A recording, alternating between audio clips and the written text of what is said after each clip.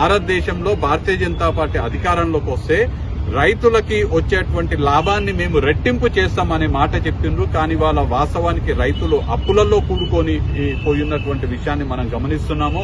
రైతులకి ఏమాత్రం కూడా గతంలో కాంగ్రెస్ ప్రభుత్వాలు ఉన్నప్పుడు పకడ్బందీగా రైతులకు ఇన్సూరెన్స్ స్కీమ్ ఉండేవి.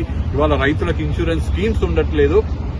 మొత్తానికి ఇది ఒక రైతు వ్యతిరేక ప్రభుత్వంగా వ్యవహరిస్తూ చివరికి నరేంద్ర మోడీ అమెరికా ఒత్తిడికి, అమెరికా బ్లాక్ మెయిల్ కి లొంగి అమెరికా నరేంద్ర మోడీ ఇరుక్కున్నటువంటి ఎప్స్టీన్ ఫైల్స్ ఏవైతే ఉన్నాయో, అలానే అదానికి వ్యతిరేకంగా అమెరికాలో ఏవైతే కేసులు ఉన్నాయో ఈ రెండింటిని బూచిగా చూపించి నరేంద్ర మోడీని బ్లాక్ మెయిల్ చేస్తే నరేంద్ర మోడీ రైతుల ఇంట్రెస్ట్ ని తాకట్టుగా పెట్టి ఆయన ఎప్స్టీన్ ఫైల్స్ లో ఆయన పేరు బయటికి రాకూడదని, అదానీని అమెరికాలో ఉన్నటువంటి కేసుల నుంచి కాపాడడానికి రైతులని బలి చేస్తున్నటువంటి పరిస్థితిని యువజన కాంగ్రెస్ తరఫున మేమందరం కూడా ఖండిస్తున్నాము.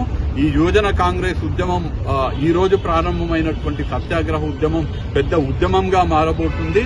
ఇది భారతీయ జనతా పార్టీకి రైతు వ్యతిరేక నరేంద్ర మోడీకి వ్యతిరేకంగా సాగుతున్నటువంటి ఈ ఉద్యమంలో అందరూ కూడా మరీ ముఖ్యంగా రైతాంగం పార్టీలకు అతీతంగా, రాజకీయాలకు అతీతంగా ఈ యువజన కాంగ్రెస్ చేపట్టే కిసాన్ న్యాయ సత్యాగ్రహంలో పాలు పంచుకోవాలని మేమందరం కూడా పిలుపునిస్తున్నాం.